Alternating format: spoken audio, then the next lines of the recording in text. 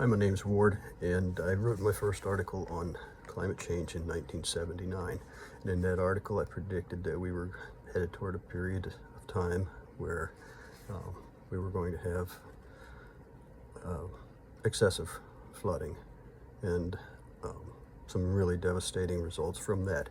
And continued my studies, and in 1990s devoted a lot of my time to trying to get the United States government to start building high elevation, what we typically call dry reservoirs, where they're there to capture the excessive rain of heavy rainfall and let it out at a rate that doesn't erode, doesn't flood downstream.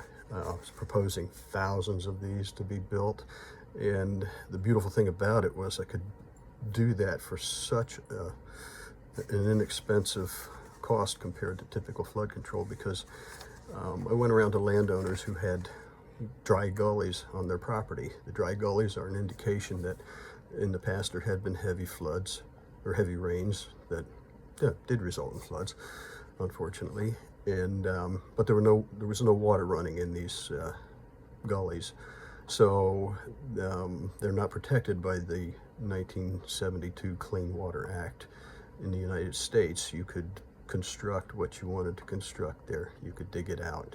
You could make a pond. The beautiful thing was these landowners were not going to sell their land. They were going to keep it, so the government didn't have to buy it. Where I was working, there was also a lot of land owned by states, forests, and so forth, where the government wouldn't have to pay a dime for the property. And I got with county officials in one situation in particular, and they agreed that they would give the landowner a tax break. So it was really a good situation, but the government didn't want to believe that we were in for a period of flooding. At the time, there was still a belief in entropy, that the earth was going to be calmer and calmer, fewer volcanoes, earthquakes, etc., which I had also noted in the articles. That in fact, one of them was called Entropy. What entropy? Interestingly enough, I got a rejection slip in the mail the day after Mount St. Helens erupted in Washington. But let me get on with the challenge here that I have. As I said, I predicted a flood-rich period of time coming. Well, what's been a reason for that? There has been a lot of research done since the 70s, and a lot of things that I was speculating on have been verified. If you check out, I encourage you to do this. This is part of the challenge. Check out, there's an article that was written in 2023, and it's called History of Flooding in the Southern Iberian Peninsula of Spain. This is a really good article because Spain has records going back hundreds of years, and they've identified these flood-rich periods. They've identified periods where sunspot activity was low, and there were virtually no floods. Coastal regions, yes, but not the result of heavy rains. You can check out the work of Victor Baker and Gerardo Benito, who they were working together at the University of Arizona, I believe in the 70s. And their research showed in the Colorado River, where it once had been, and the number of times it changed direction. But they noted in particular what they called clusters of heavy rain flood events. In my article, I went back in history as much as I could find of actual documents, clay tablets. I didn't look at them myself, but there's Irving Finkel. Check out Irving Finkel on YouTube. He's got some. He's been doing cuneiform translations for most of his life, and he's an old man now. Great sense of humor. But anyway, found Greek history in a piece of Greek history that was after one of these, I'm going to call them flood-rich periods, and I'm going to use that term a good bit here because we're in a flood-rich period. In the Greek history, after one of those periods, it was written that the mountains have been stripped and appear as skeletons without flesh. So if you look at the mountains in Europe,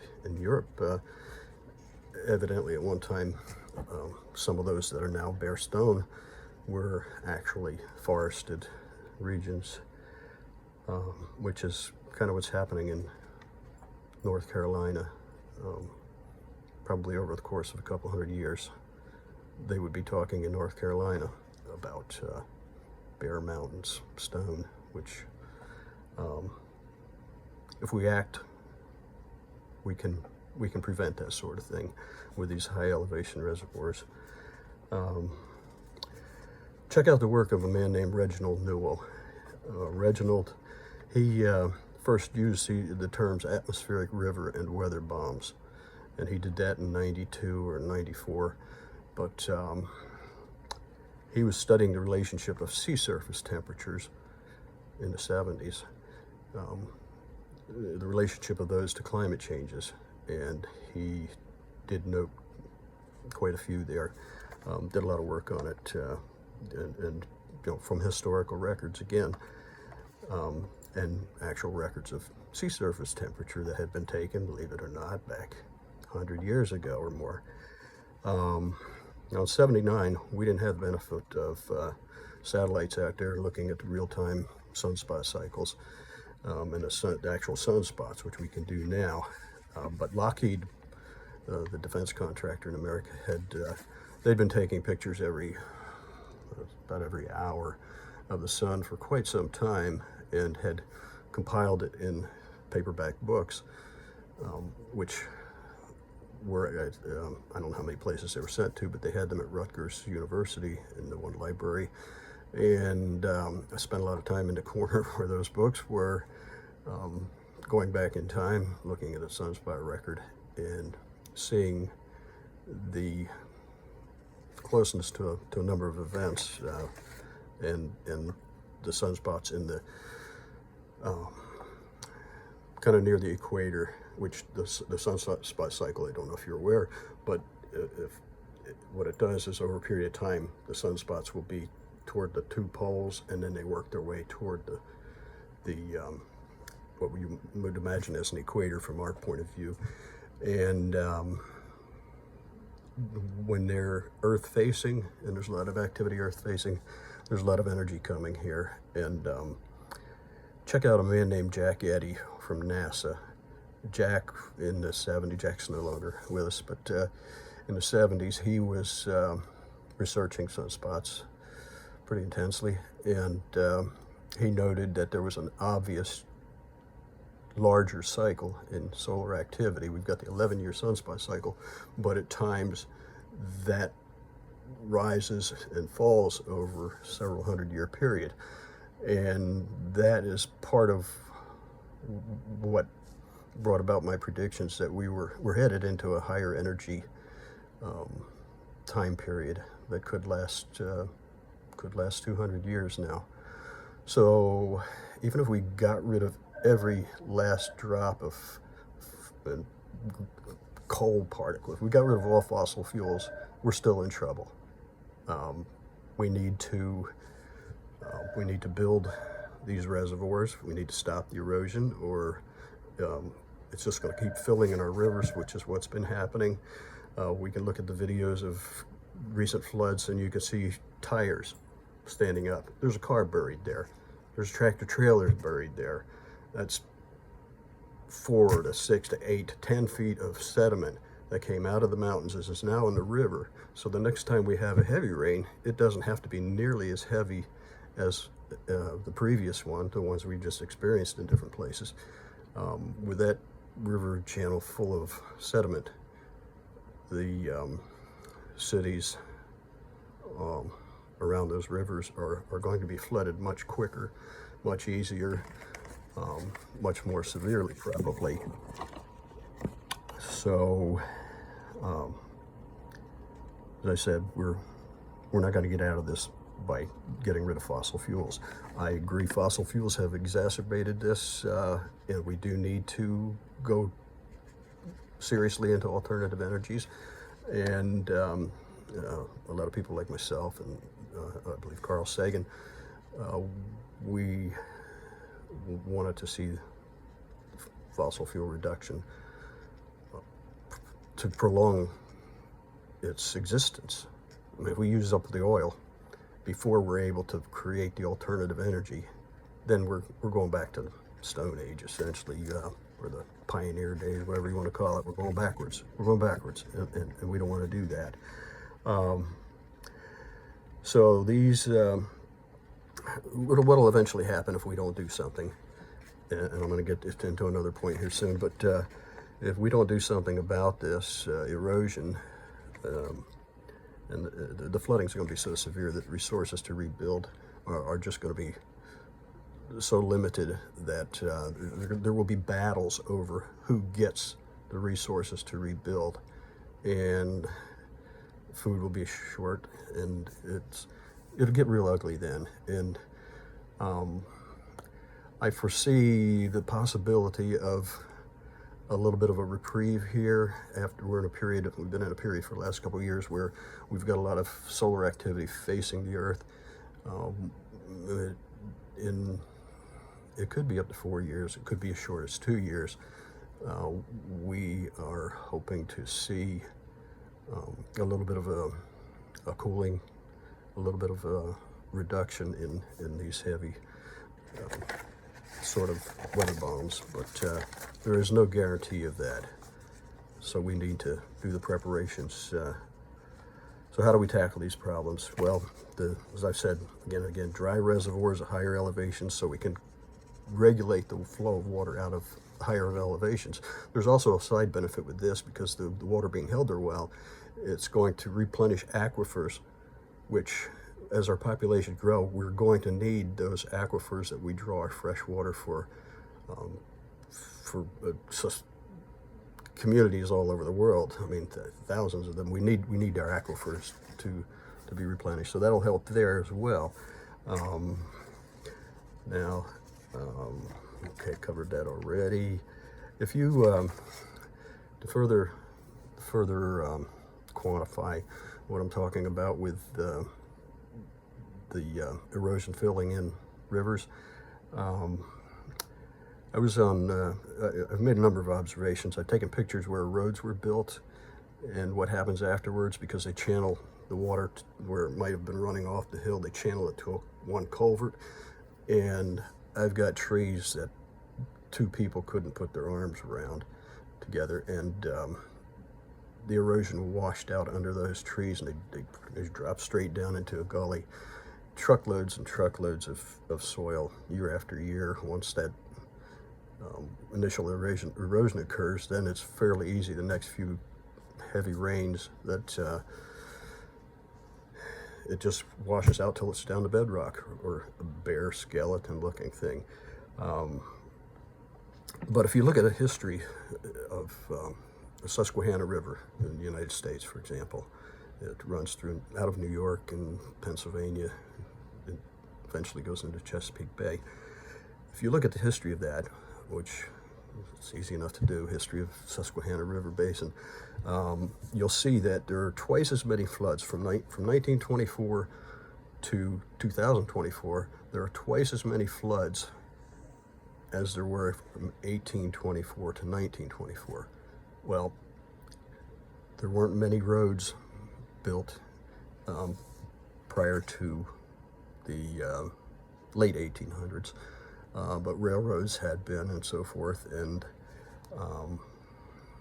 I was on 2 bridge jobs where they dig down the bedrock to set the foundation of the bridge, and as they're digging, they put a coffer dam in the middle of the river, and as they dug, they were finding glass bottles, shards, etc. The first several feet, the shards were from the 60s, 70s, 80s. The next few feet were from the early 20th century. And then when you got down a few more feet, you were seeing glass that was obviously from the late 17 to 1800s. So there's no question that part of our problem is sediment in the rivers, and doing something about that could prevent a lot of damage, a lot of very costly damage, and lost lives. So that's one way. And another way is we need to figure out how to cool sea surface temperatures, which if you go to my channel, click on that orange F down there, you'll see that I've got a couple videos on that as well. And we'll probably be adding some more. In fact, I think as early as next week, I'm going to be putting one on that is actually going to show that what I'm proposing actually does increase the ice around the poles, which increases the albedo effect, which in turn cools the earth.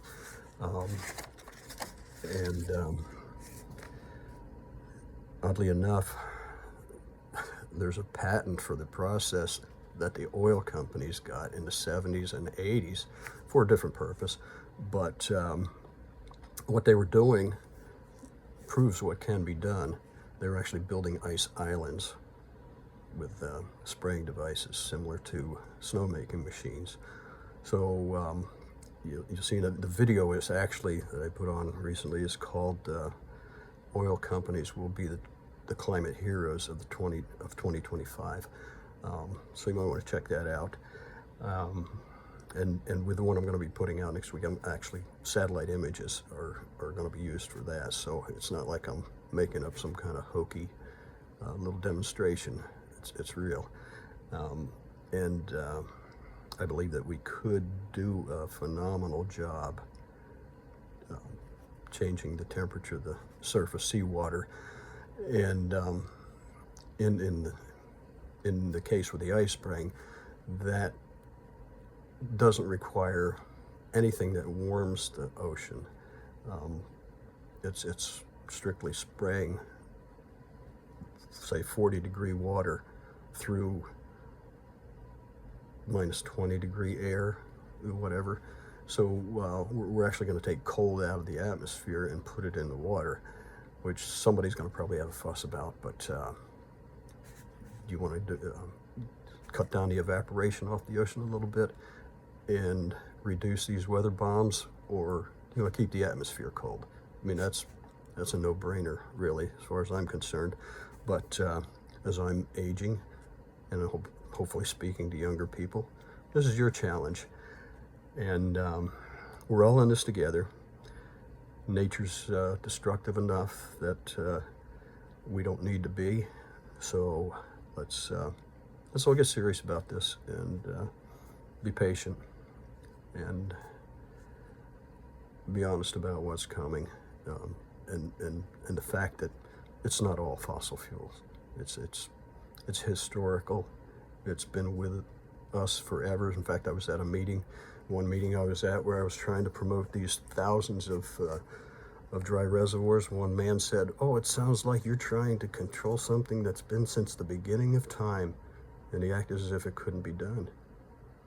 That's the kind of foolishness that we've been dealing with for forever. Some people just don't think things can be done, but I believe that we can, believe that we need to, and as long as we work together instead of against one another, it'll be done well, and future generations will enjoy what we did for them. So thanks for watching. If you think this is worth other people seeing, share it. Subscribe so that the algorithm on YouTube picks it up and gets it out to more people. And if you think I'm just some blowhard climate freak, go ahead and make a comment. I don't care. But like I say, thanks for watching.